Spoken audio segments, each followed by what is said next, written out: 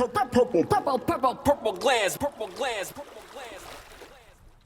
So, what got me into the barber business was I actually was working for SunPass when SunPass just like started and came out.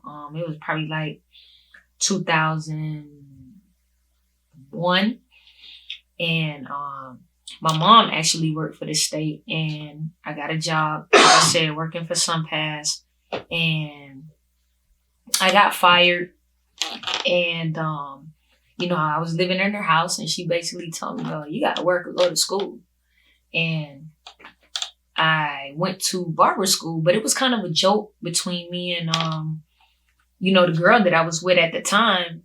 And she didn't believe me. She didn't believe that I was gonna go. She's like, "You never cut hair a day in your life." I was like, "Well, shit. Hey, I'm gonna go do what I gotta do." So I went to barber school. I went to the barber school and signed up and everything. And I think it was maybe like 2 days later, I went to school. And that very first day, I was sitting there like, "This is a joke going way too far.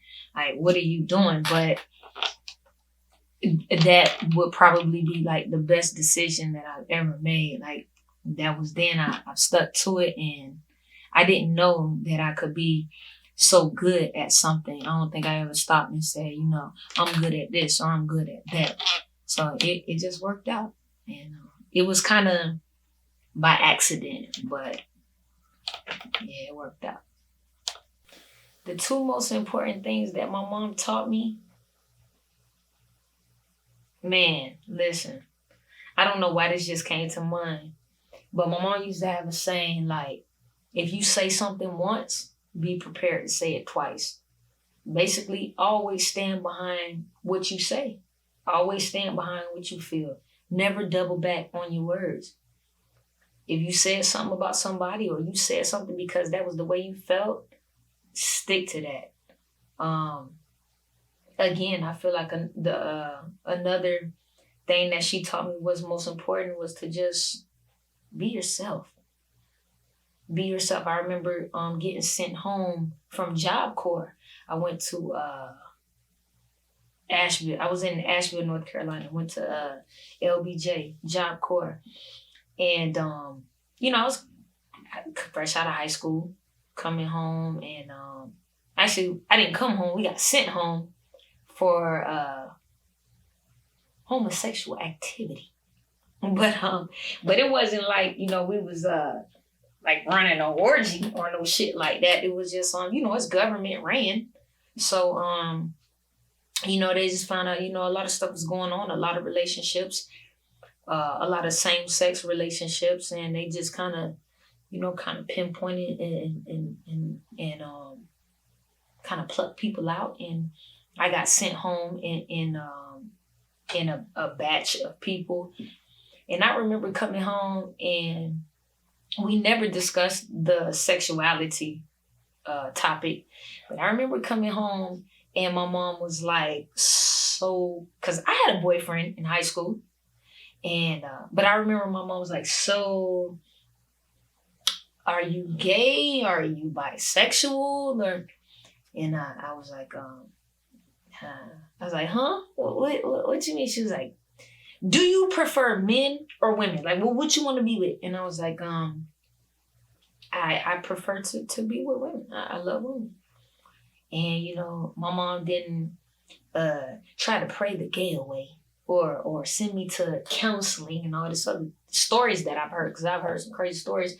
The only thing she said was like, "You're my daughter, and I love you, and I raised you to be an upstanding human being, and I don't care." Like, but one thing she did say was like, "It's a cruel world. Like, people, everybody's not going to be accepting. I just want you to be careful."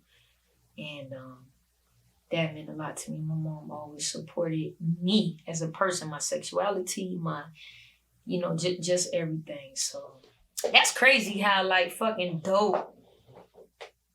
That's crazy how dope. Like, I know my mom was dope, but I just think about that shit because you know what the crazy shit is? I was like 18, 19, right at the time when I came home from Job Corps. I was 18. And I was like, I got into a relationship with this chick or whatever, and her mom found out that she was gay, and her mom was just like, oh no, you're not gonna be gay in my house, and this, and that. So I went to my mom and I was like, yo, mom, so and so, and saying any names, but I was like, yo, so and so mom like kicked her out cause she talked to me or whatever. And my mom was like, I'm not gonna let anybody be out on the street, anybody's child or whatever. And I would hope if something was to happen to me that nobody would allow my children to be out on the street. And man, we had a room at my mom's house. And I mean, she wasn't the first. Like I stayed at my mom's house with like a couple of chicks. And that's just how cool my mom was. Like, even if she didn't agree with my lifestyle, she didn't want me like out on the street. And the crazy part is I remember this chick's mom came to my house looking for her. And so my mom and her mom, they was having words or whatever. And my mom was like, listen, this is my house. Like, you run your house the way you run, and I run mine the way I want it. But I'm not gonna have, so-and-so out on the street. That's just not the motherly thing to do. And after that situation, I think, we kind of, everybody became cool. And it wasn't like my mom was trying to mediate the situation. My mom just told you how she felt. Like, it is what it is. Like, this is my daughter. I can remember another time I was dealing with a little chick, and my mom didn't even want me to go to her house. Like, didn't want her to come to our house. And I was like, Mom, this, like, what's going on? And my mom said, if my daughter can't put her feet under your table, your daughter not gonna come to my house and put her feet under my table. Cause y'all, your family and whosoever else is not better than mine.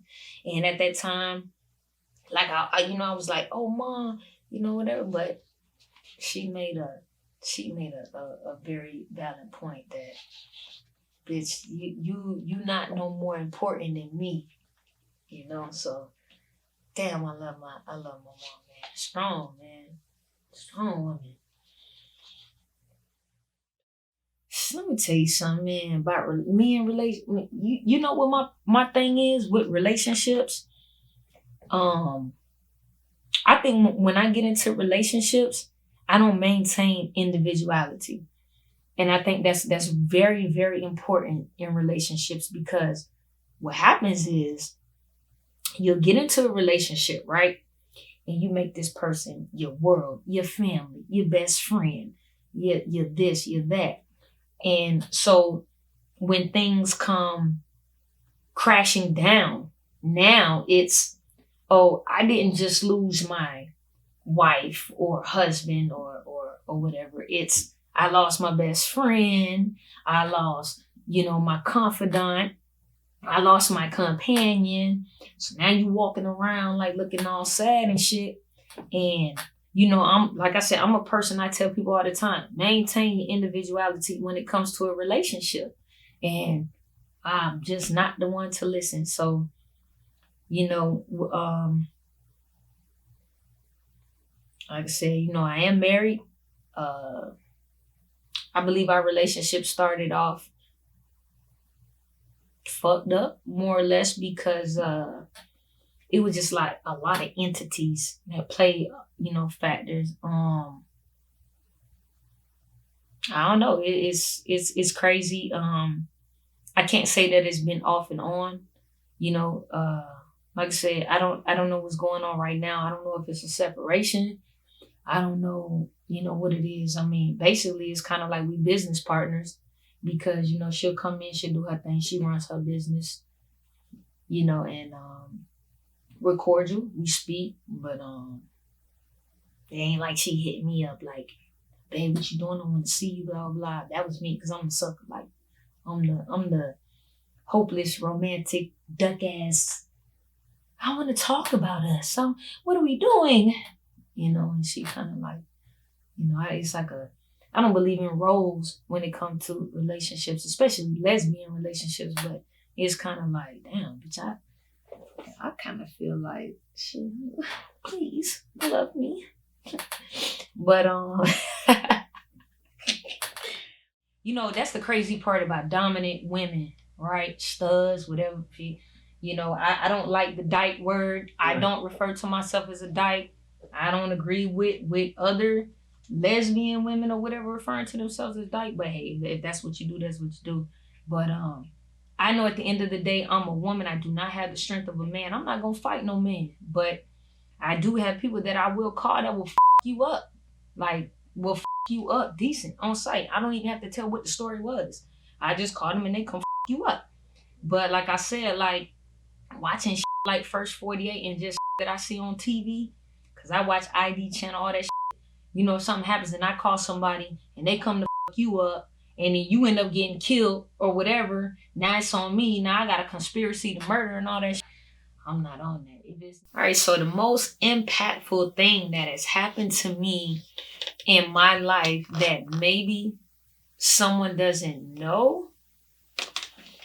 Oh man. Ooh, man, I think it would be multiple people. For one, I could say when I started out cutting hair, like I had it rough because I was a female barber. You know, people didn't want me to cut their hair, whatever. Like I literally packed up my station maybe once a day. But I'm gonna say Steve, longtime friend, close friend, barber. He actually used to cut in the chair next to me, and he used to be like, no, you're not leaving. Like, no, you're not gonna pack up and leave. And you know, I'd be like, yo, I don't have money for shop rent. I haven't been cutting. I'm out. I'm leaving. I would be crying. I would sit there all day, not make any money. Maybe I'll make $20 or $30. I was like, fuck it, I'm leaving. He was like, no, I'm not gonna let you quit. Not gonna let you quit. Not gonna let you quit. And I think he saw something in me that I didn't see in myself. And I always think about, you know, and he taught me basically everything he knows. So I think all the time, like, where would I be now if I had left? Of course, I'd probably be working a 9-to-5 job that I despise. But I think that is one of the most impactful things that has happened to me. And just, you know, also, like I said, losing my mom, because I knew that day when I walked out of that hospital, I knew that, like, yo, this is like, you got to get your shit. You have nobody to call on. There is nobody to bail you out of situations. There's nobody you can ask anything for. There is nothing else. This is it. Like, it's over. So, but I'm pretty sure my mom knows that. But, yeah, those have to be the two most impactful things that happened in my life. Definitely. The first thing pain taught me was strength. And I say that because I was unaware of the strength that I had. I was unaware, you know, I just feel like certain things that I've gone through, I would, you know, foresee the future and say, oh, if I had to go through this, oh, I just wouldn't be able to make it. Or, you know, if something happened to my mom, oh, they're going to have to bury me too. You know, pain has really taught me how strong that I am. I didn't know I was this strong. I swear I didn't. So I definitely have to say that pain taught me a lot of strength. It made me aware of the strength that I actually do have. Like upset, disappointment, pain. I overcome it all the time. I've even had people be mad and upset with me. I've had one particular person wish pain on me. And, you know, it's like, yo, I hope you live in pain for the rest of your life. And I thought it was fucked up. But it didn't hurt me. Because I got the strength. I got the heart of a lion. You know, again, like I'm strong. I'm black. And I'm a woman. And, hey, if it hasn't killed me yet, then I didn't do anything but gain strength from it. So, yeah, that is definitely what pain has taught me. All of the strength that I have. Definitely. How have I used my strength to empower myself? I think my newfound strength um definitely has me thinking more positive, and with the experiences that I've gone through, everything that I've been through, I hear people, people come to me all the time. I'm a barber, so of course people, talk about just different things in general. And I feel like if I was a person that hadn't been through anything, I couldn't really relate to people or give people advice. Because, as people always want to give advice and they've never been through anything. But I think my newfound strength is actually great for other people, because I can say, listen, I've been through this, I've been through that. And look, I'm still here. I'm okay. Even from childhood, things that I went through in my childhood. It's a lot of things that people can't overcome mentally, psychologically. It's not their fault. It's just, everybody deals with things differently.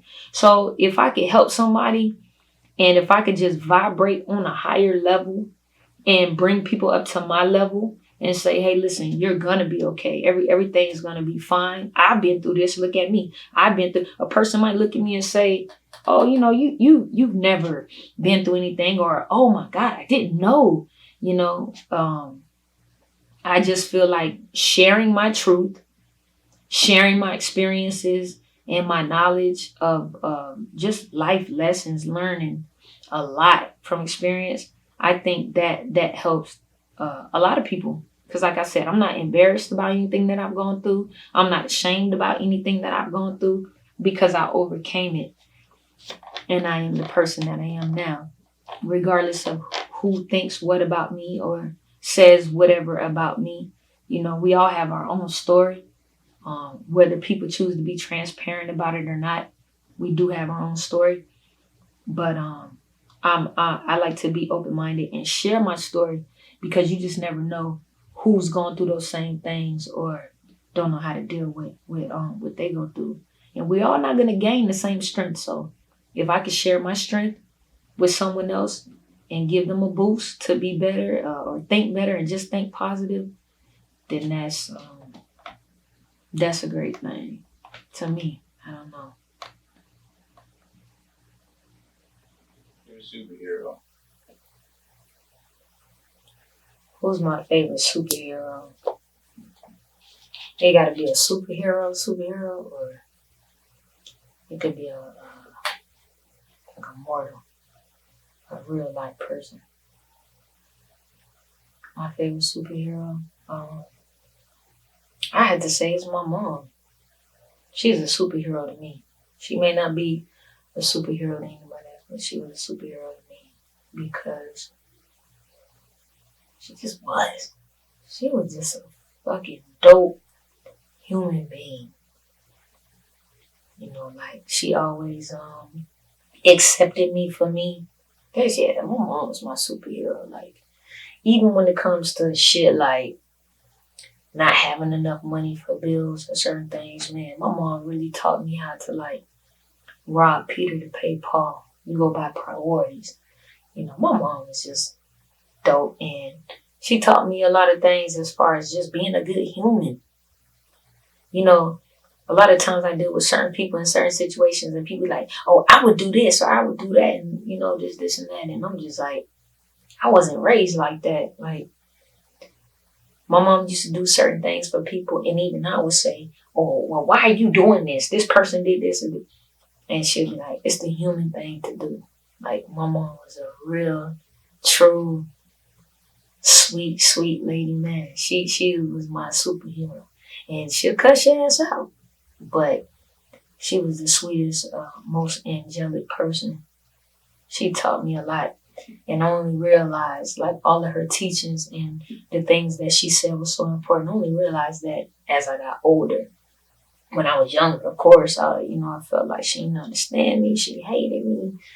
I had issues with my stepdad, and I felt like she was, choosing him over, her kids and stuff. But definitely my superhero would be my mom, cause she did magic. She did magic. If we didn't have it, she'll go get it, or she'll make something happen. So yeah, that's my superhero, mortal and immortal, however y'all want to look at it. That's just what it is. Thing about shout outs is I know I might shout out some people that I shouldn't, or I might shout out, forget, but I feel like everybody that knows that who they are and who's played a significant part of my life, whether it was for the good or the bad. For once, to be honest, I'm going to shout out myself. I'm going to give myself credit. I'm going to love myself and worry about myself. So yeah, that's who I give a shout out to. I give a shout out to the little girl from Kansas City who went through trials and tribulations still to this day. I'm going to give a shout out to the big girl who made a way for herself. I'll give a shout out to Kendra Brown, me, KB. That's who I'm going to shout out.